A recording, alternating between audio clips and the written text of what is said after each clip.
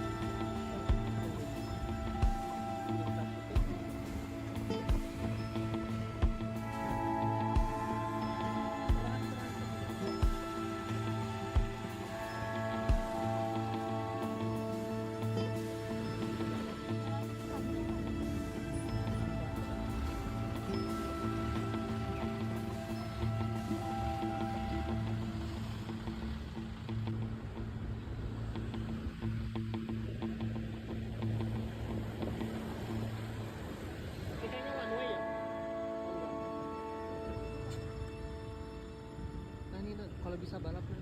Balap? Iya.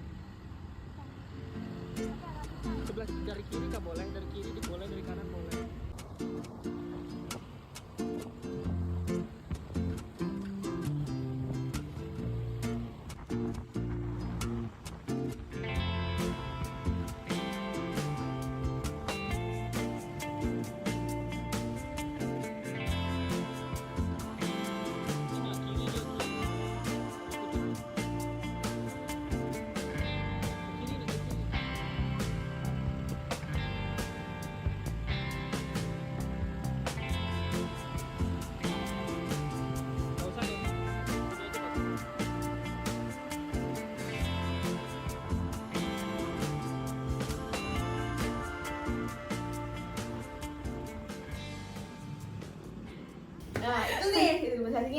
warnanya hijau sesuai dengan temanya, kan alam banget nih ya, itu warna hijau segala macam.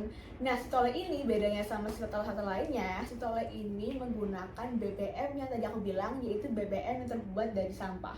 Kalau kalian tahu, 1 kilo sampah itu bisa menghasilkan 1 liter BBM. Jadi ya itu perbedaannya justru lebih kayak ramah lingkungan dan lain-lain.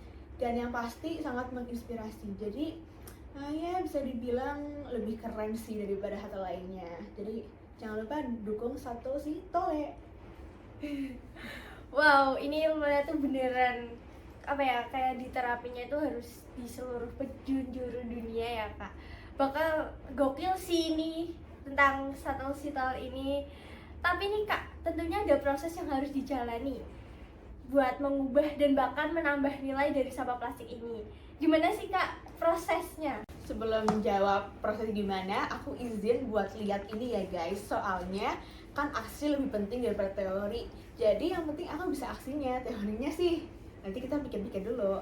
Jadi prosesnya itu pengolahannya pakai namanya metode pirolisis. Pirolisis itu kayak degradasi material dari yang kayak dari misalnya nih kita mau menghancurkan sesuatu menjadi barang yang cair atau yang gas gitu ya, itu pakai namanya sistem proses degradasi. Nah itu tuh pakainya metode pirolisis, jadi melibatkan panas tapi melibatkan oksigen, atau dengan oksigen tapi dengan jumlah yang sangat sedikit, nanti menghasilkan produk dalam bentuk padat, cair maupun gas. Nah nanti sampah akan di kayak apa sih bahasanya, kayak di intinya dilembutkan gitu loh, intinya kayak misalnya nih sampah itu nasi, nah nanti tuh nasinya bakal lebih lembek-lembekin dulu. Setelah itu sampah dimasukkan di dalam reaktor. Di dalam reaktor itu nanti ditambahkan katalis berupa pasir zeolit atau selat tentunya. Nah kalau kalian yang mempelajari kimia pasti tahu kan katalis itu apa. Jangan lupa tanya Bu Jubaidah tentang katalis guys. Nah terus setelah ditutup rapat, ini reaktornya itu dipanaskan dengan cukup pembakaran. Cukup pembakaran itu kayak kompor atau kayak kalau di tradisional tuh yang pakai kayu gitu loh kak, tau gak sih? Oh iya. Ya itu. Terus habis itu nanti lama-lama kan menghasilkan produk berupa padatan atau gas. Nanti padatan yang tersisa menuju tabung kondensasi. Di dalamnya gas mengalami pendinginan menggunakan air mengalir. Nah nanti gas yang menjadi cairan ditampung dan tidak keluar. Nah gas yang berhasil jumlahnya sangat sedikit berupa gas metane yang dapat dimanfaatkan sebagai bahan bakar gitu deh. Nah cukup panjang juga ya guys untuk proses-prosesnya itu. Apalagi tadi kan kak Mika bilang bahwa tiap prosesnya itu kan memerlukan waktu kurang lebih 2-3 jam. Nah tapi sangat worth the time ya. Dengan hasil yang sebermanfaat itu kayaknya 2-4 jam itu bukan apa-apa sih. Oh iya kak, aku juga sering pantau nih di sosmed kakak.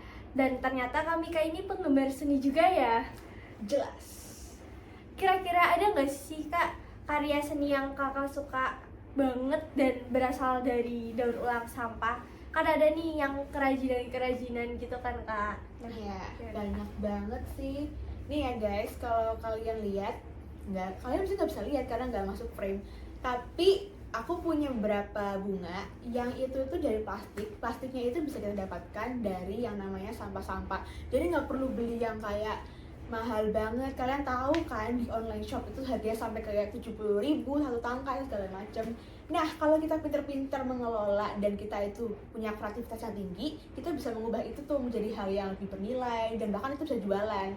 Jadi yang mau jualan atau kayak macam-macam nih, kita bisa memanfaatkan apa yang ada, yaitu sampah. Selain itu kemarin saya juga lihat kayak beberapa teman saya buat mozaik dari sampah. Menurut saya itu selalu apa ya, hal yang patut dicontoh banget karena mozaik itu kan apa ya, ada nilainya gitu kan. Dan kita tuh nggak perlu memiliki sesuatu yang mahal, misalnya kayak beli pecahan lantai atau gimana tuh enggak. Kita bisa pakai sampah segala macem. Terus saya juga lagi suka banget sama kreasi yang namanya tempat pensil yang berdiri itu. Jadi tuh nanti dihias-hias sama botol, kayak botol itu kan, botol nih. Nanti kan ada tutupnya diambil buat dijadiin dekorasinya. Nanti kalau misalnya mau tambahan dekorasi lain tinggal digambar ataupun dipakai yang lainnya nih, kayak daun-daun gitu juga bisa. Kira-kira dari kerajinan kakak tadi, ada nggak sih kak yang mungkin kakak lagi buat di akhir-akhir ini gitu, yang lagi kakak sukai di akhir-akhir ini? Yang tadi aku bilang, jadi itu aku lagi suka banget sama bunga. aku suka banget sama bunga, dan bunganya itu nggak bunga yang mahal-mahal gimana-gimana, tapi aku mencoba bisa lihat opportunity yang ada dalam lingkungan aku sendiri. Jadi kan lagi akhir-akhir ini tuh aku juga lagi suka makan ciki nih kebetulan. Nah si ciki-ciki itu daripada sayang banget aku buang, mendingan aku potong-potong bungkusnya. Yang satu aku masukin kayak botol, tau gak sih botol yang isinya sampah-sampah gitu iya. kan, jadi padat banget kan, jadi Iya. berat banget itu. Bisa buat barbel apa segala macam, terserah kalian. Nanti beberapa aku masukin situ, beberapa aku potong-potong membentuk kayak kelopak bunga gitu loh. Jadi kelopak bunganya itu macam-macam, ada yang gambarnya kayak coklat, ada yang gambarnya merah gitu-gitu, dan biasanya ada tulisan-tulisan juga kan, kayak misalnya citato gitu. Nanti aku suka banget journaling. Jadi journaling itu ibaratnya kita itu menuliskan kegiatan kita dalam satu hari, ataupun misalnya kayak oh ada momen sedih nih, ada momen apa bahagia, nanti aku juga taruh di situ biar lebih mengingat apa yang aku makan pada di hari itu, bagaimana. Biasanya sampahnya aku potong dan aku tempel di buku itu. Emang kedengerannya kayak jorok gitu loh, kayak kenapa sih harus kayak ngoleksi sampah, tapi percaya guys, kalian nanti suatu saat akan lebih mengingat kejadian-kejadian kecil tapi bermakna dalam hidup kalian dengan mengkoleksi sampah gitu. Intinya sampah itu bagus karena bukan bagus untuk di apa-apakan ya, maksudnya kayak bagus untuk dikerasikan, karena sampah itu kan bermacam-macam bentuknya, jadi kita bisa mengkerasikan sendiri deh, misalnya mau merah, temanya merah-merah semua, atau kalau mau warna-warni juga banyak gitu. Sangat menginspirasi sekali ini. Tepuk tangan guys. Oke, nah buat para penonton yang ada di rumah dan butuh kesibukan nih, mungkin habis ujian gitu kan, jamnya mungkin udah sedikit lebih free. Nah bisa banget nih tadi ya dengan hobi-hobinya Kamika ini bisa Kalau kalian tahu dicontoh. guys, hobi-hobi di keluarga aku itu salah satunya ekoenzim. Tahu nggak sih, jadi cairan yang sebenarnya bagus. Jadi tuh aku pernah lihat di TikTok gitu, ada yang namanya bapak-bapak pas banjir malah nyiramin cairan berupa kayak kotor banget kelihatannya ke di apa ya, wilayah banjir itu. Nah tanpa mereka tahu, ekoenzim itu ternyata bagus banget buat sampah. Jadi kayak ibaratnya itu apa ya, skincare deh buat sampah. Jadi kalau kalian selain journaling dan membuat karya seni, kalian juga bisa membuat ekoenzim. Nanti jangan lupa lihat IG aku caranya.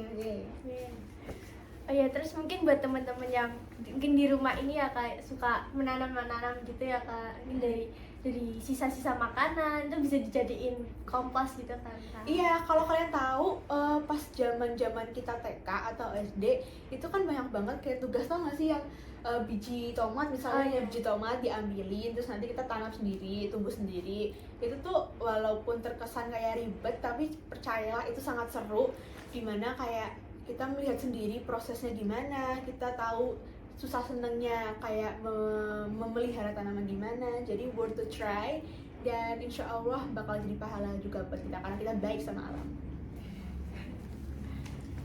Oke, bisa banget ya dicontoh nih ide-ide dari Kamika yang tadi sudah disampaikan. Nah kali itu seru banget ya obrolannya, dan ilmunya tuh juga sangat berguna. Makasih banyak Kamika atas ilmu-ilmunya, dan pasti teman-teman di rumah itu sangat termotivasi ya. Dan cerita-cerita inspiratif yang tadi sudah disampaikan ya Kamika. Terima kasih sekali. Nah sampai sini dulu perbincangan kita di segmen Kedup kali ini.